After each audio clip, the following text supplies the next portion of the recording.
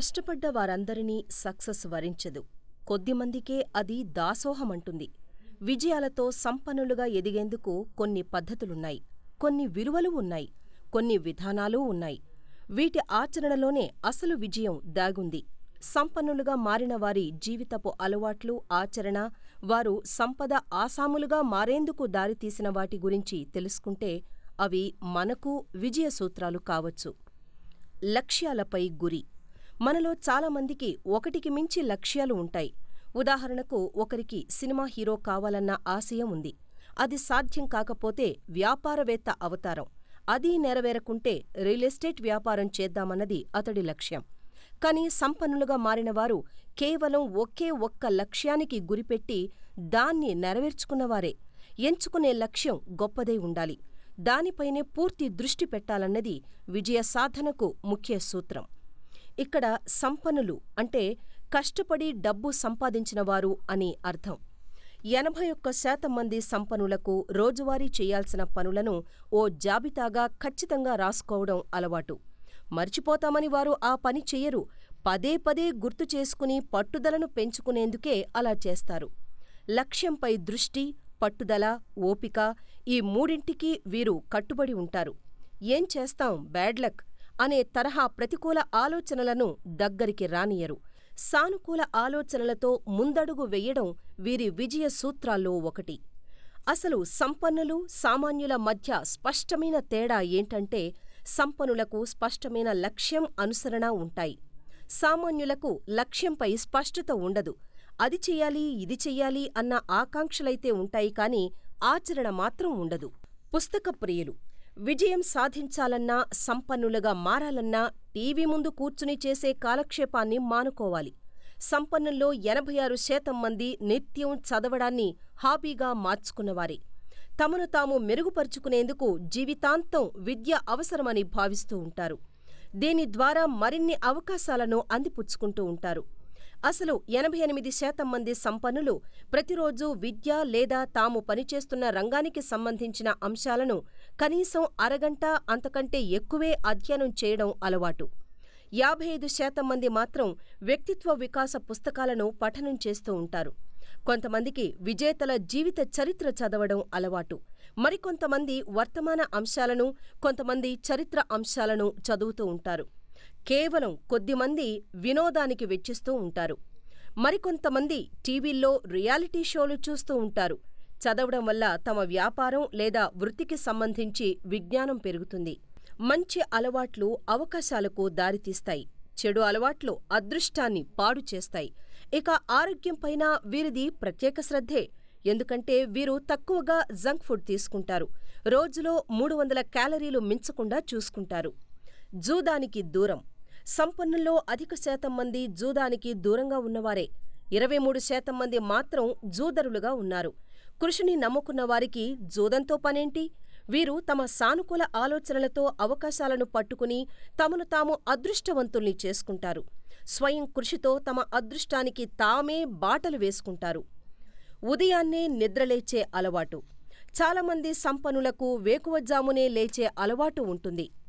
ఇలా ముందుగా నిద్రలేవడం, రాత్రులు ముందుగా నిద్రకు ఉపక్రమించడం మానసిక, శారీరక ఆరోగ్యానికి ఉపకరిస్తుంది.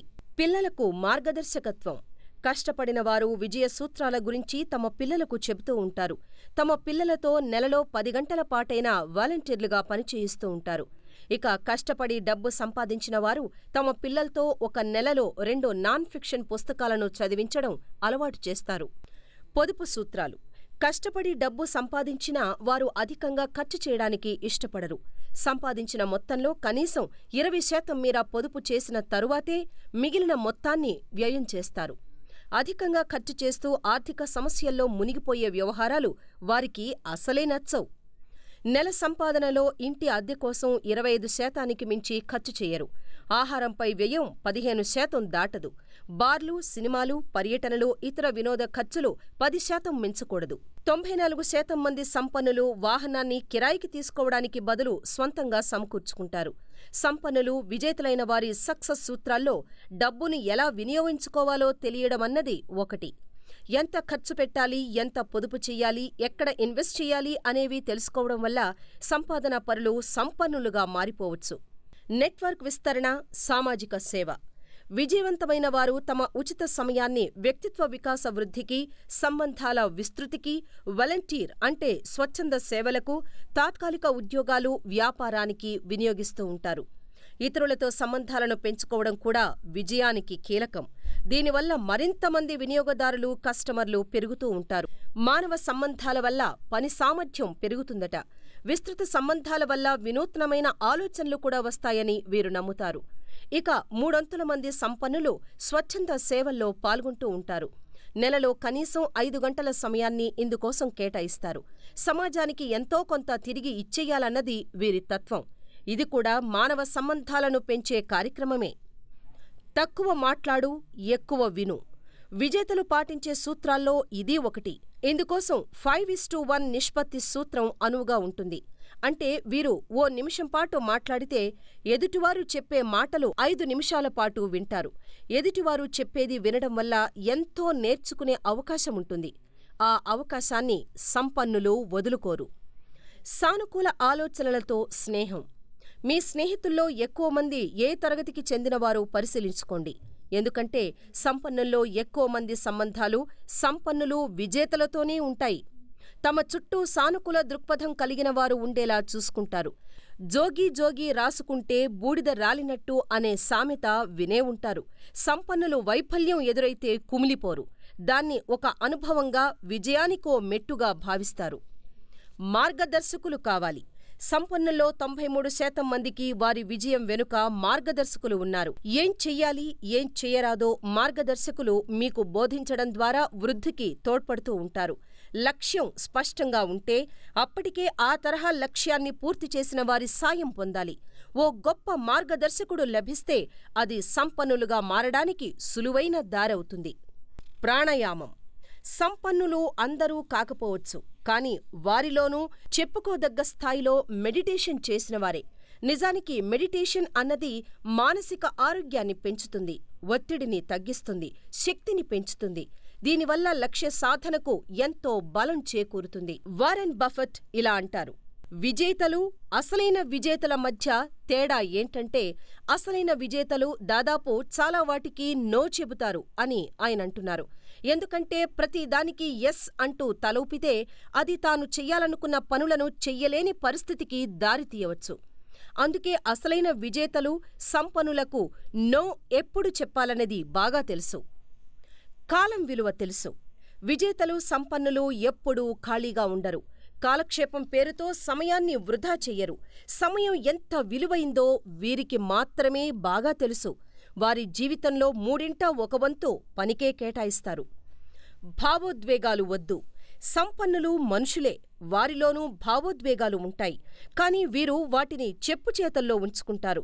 భావోద్వేగాల చట్రంలో చిక్కుకుపోరు. ఇష్టంగా.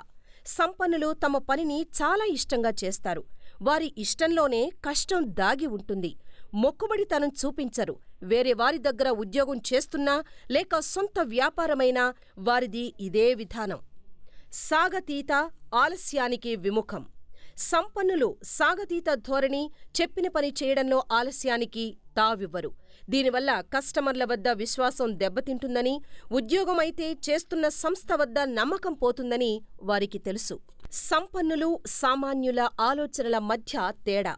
సంపన్నులది నేను నా లైఫ్ను నిర్ణయించుకుంటాను అనే తరహా. సామాన్యులు రాసిపెట్టినట్టు జరుగుతుందిలే అనే టైపు.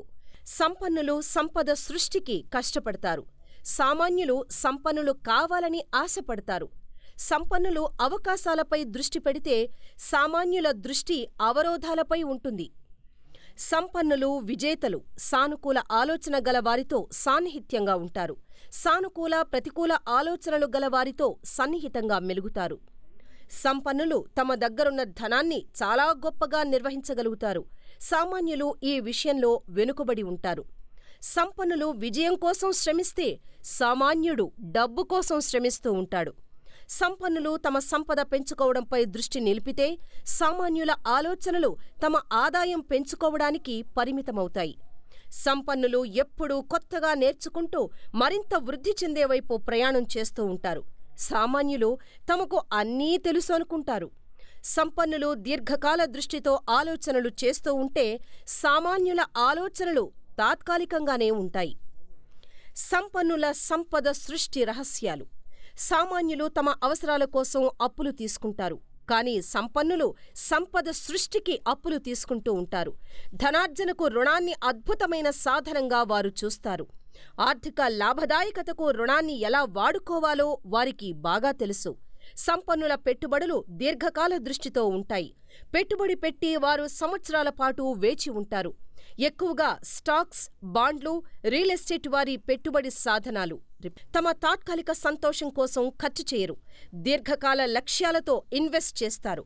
పెట్టుబడుల ద్వారా సాధ్యమైనంత మేర పన్ను ఆదా చేసుకుంటారు. సంపన్నుల పెట్టుబడులు విలువ పెరిగేవే కాకుండా నిరంతరం ఆదాయాన్నిచ్చేవై ఉంటాయి.